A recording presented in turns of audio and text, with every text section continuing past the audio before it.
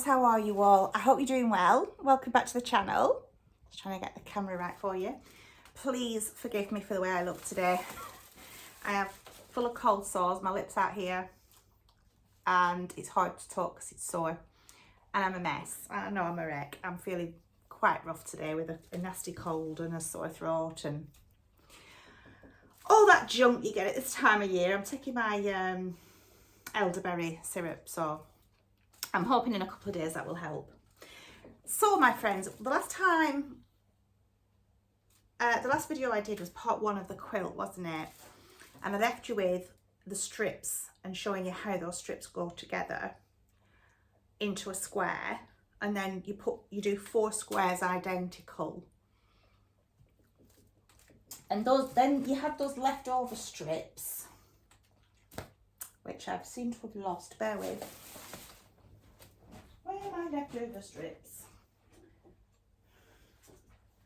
I do think I've got a full strip left over actually. Oh, right, I can show you with this. So then you put these strips together, don't you? So you've got 7 strips together into a square, and you do 4 identical, and then you have 7 of these single. I know this is a double one, but let's pretend it's a single. You've got 7 of these left over. So you kind of put them in the middle of the quilt as a cross with 1 piece of fabric as a square right in the middle. So I'm going to lower the camera down to show you.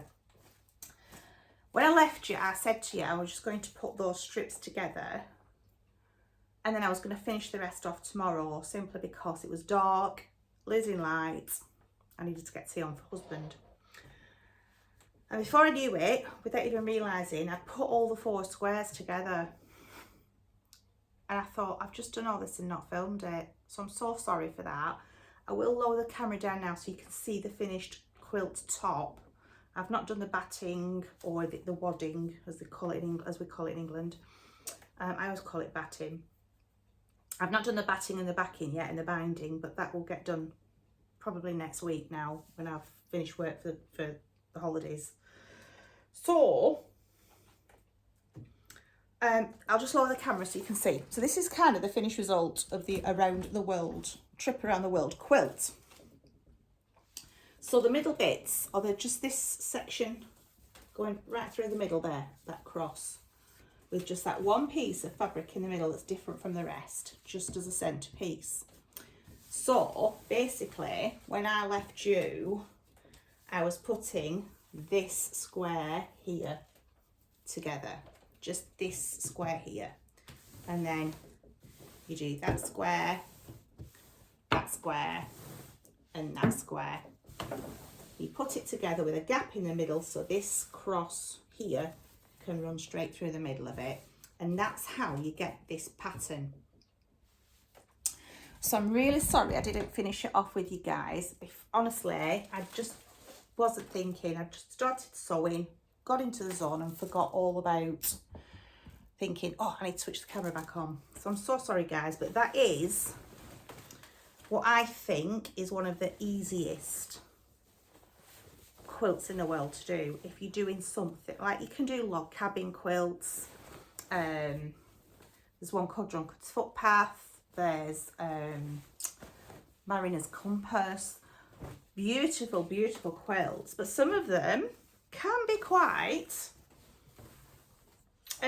time consuming. Some of them can be quite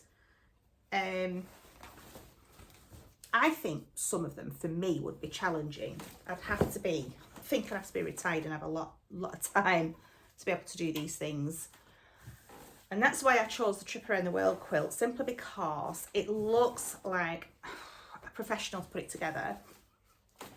It is one that you can find a method that's really easy to make it really simplified and easy. And it's a really effective quilt. It looks absolutely gorgeous when it's finished, and it's got all the batting and binding on it, and it's just beautiful. Now this is slightly larger than what I was expecting it to be, but it will be a really nice cover for this table in the winter time, like a table protector.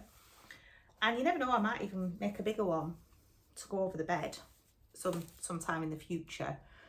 But as you know, I started the slow stitching squares, didn't I, which I'm hoping to do a few more of those and put them together, and I will take you along that journey as well. But because I've messed up with not filming the second half of this quilt top, I will link that other video below that I told you about, where the lady shows you, I can't remember her name now, I'm so sorry, she's lovely.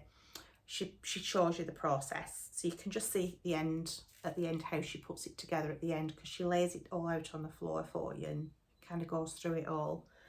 So if this didn't make any sense, you can just click on that other video and just get a better idea of it and see for yourself just how easy it is.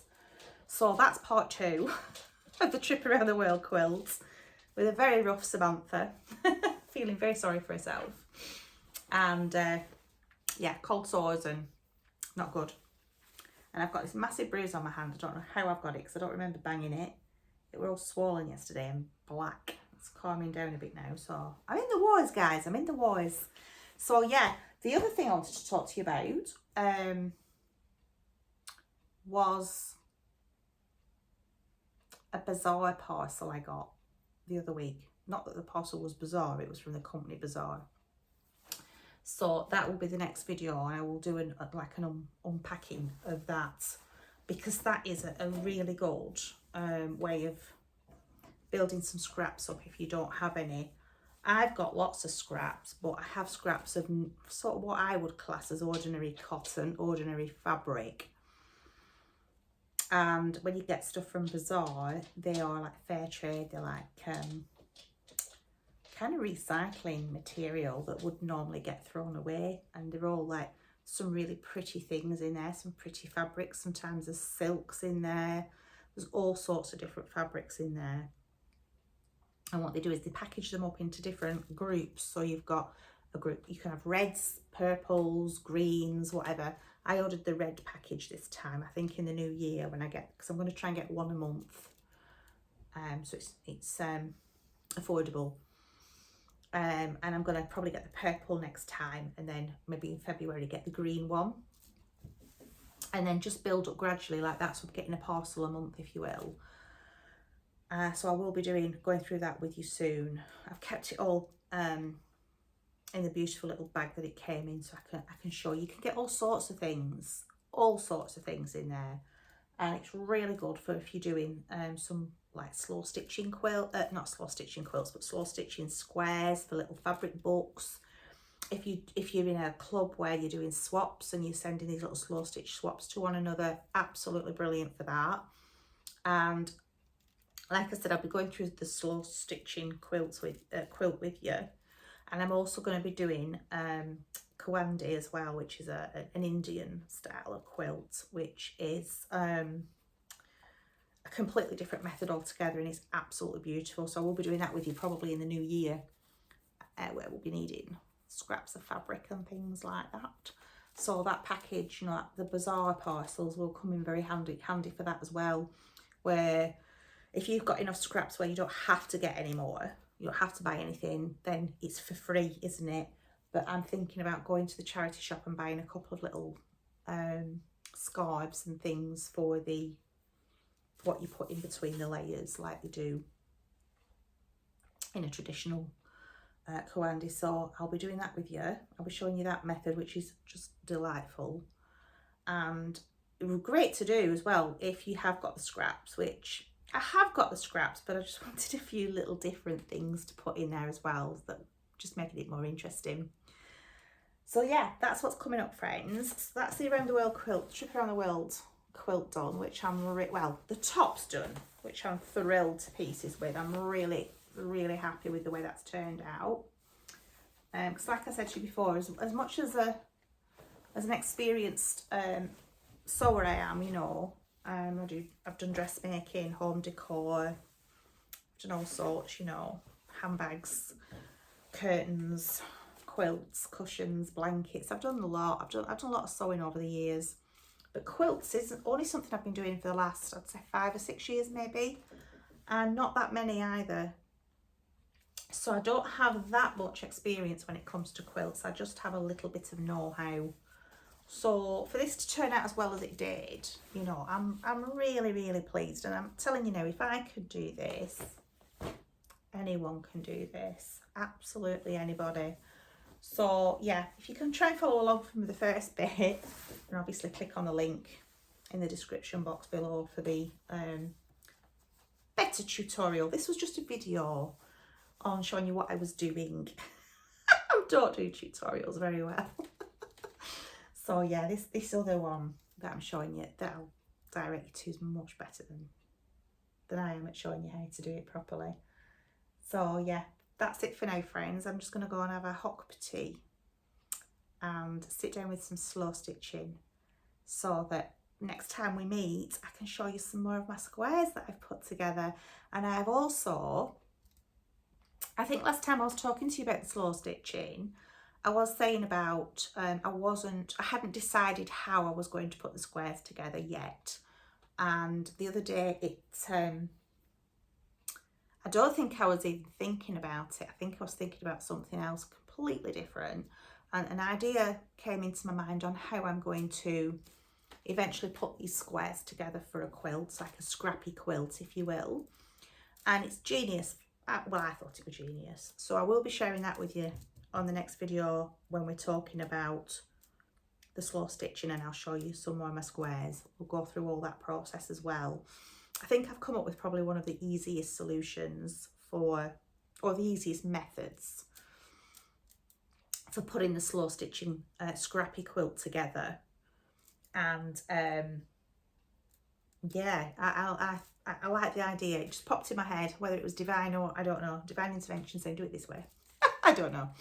But it was fantastic to come up with a way that I think will finish it off nicely. And it means it's all done in one go, and I don't have to kind of half finish it and then have to do some more to it. Like this quilt, which I absolutely love, it's not done yet because I've got to get the batting on, and I've got to get the backing material fabric on, and I've got to bind it. Now, as much as I love doing those processes and I enjoy doing those processes very, very much, I do find them really enjoyable because I love sewing. I also think, oh, I've done all this and it's still not finished. So the beauty of doing the slow stitching scrappy quilt that I'm doing, whilst it might take longer to finish those squares because it's one of those things I'm just doing as a slow process over the next few months, doing a little bit at a time when inspiration comes to me for ideas for the squares. Once it's done, it's done. Once you've done that, it's done then, and it's put together. You don't have to then go back to it to do the batting. You don't have to go back to it to do the binding and the backing. It's done all in one process, really, or more or less. So yeah, the backing will be I think the backing will be as interesting as the front. So we will visit that next time, because I think that's something that is just so fun for anybody to do, and it's something you can do if you've literally no sewing skills at all. It's something you can do. So I hope to catch up with you again in the next few days with some more projects. I need to start writing a list, because I get an idea of what I want to share with you, and then I get another idea, then I get another idea, and then I think, oh crikey, what was the first idea I wanted to do? So I'm going to have to start getting a bit more organised and writing things down in a book, I think. I'm going to get myself a book and write these ideas down so that I don't forget, because I still haven't done the barbecue sauce with you, have I? Like I did the ketchup one, I was going to do a barbecue, so I still haven't done that one, have I? I keep remembering that. So yeah, that's another thing I need to write on my list so I don't forget to do that with you. And some more pickling as well, some more preserving. So yeah, I'll get into all these projects with you guys, and I'll do them as soon as I can and as quickly as I can. And I'm going to be off. I finish next week So I'm hoping to finish work for Christmas next week. I'm going to be having a few weeks off. So I'm hoping to try and do some more videos because I've not been able to get that many done for you recently. So yeah, hoping to catch up with you soon with some more really fun and useful projects. So for now, I'll just say goodbye, God bless, take care, and I'll see you again very soon. Bye for now, friends.